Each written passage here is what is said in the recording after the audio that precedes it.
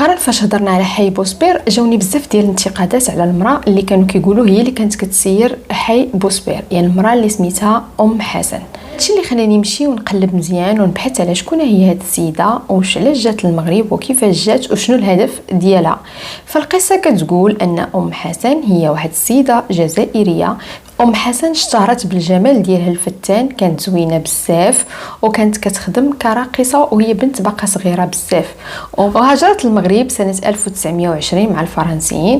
كانت هكا كتخدم معاهم كراقصه وكتوصل شويه الاخبار من هنا ومن هنا، يعني كتقضي غرض. ومن بعد ملي بانت ليها ان نقل الاخبار ما مسلكاش اتجهت نيشان انها فتحت دور الدعاره في المغرب، ومن بين اكبر دار الدعاره اللي كان عندها هو حي بوسبير اللي ديجا هضرنا عليه. ومن بعد بدلت الخدمه ديالها من انها كانت كتنقل الاخبار يعني كتوصل الهضره لانها كتتاجر في النساء، وهذه الخدمه خلاتها انها تولي عندها مكانه كبيره في المجتمع ودير فلوس كثيره، وكانت تهمت بارتكاب جرائم كثيره في حق البنات اللي كانوا خدامين عندها. ومن بعد كانت تحكمت بالاعدام، ولكن الاعدام ما تنفذش حيت قالوا انها ما تبتت عليها والو. ومن بعد بقات كتشتغل بهذه الطريقه حتى من بعد كانت سدات وحكموا عليها ب 15 عام ديال السجن.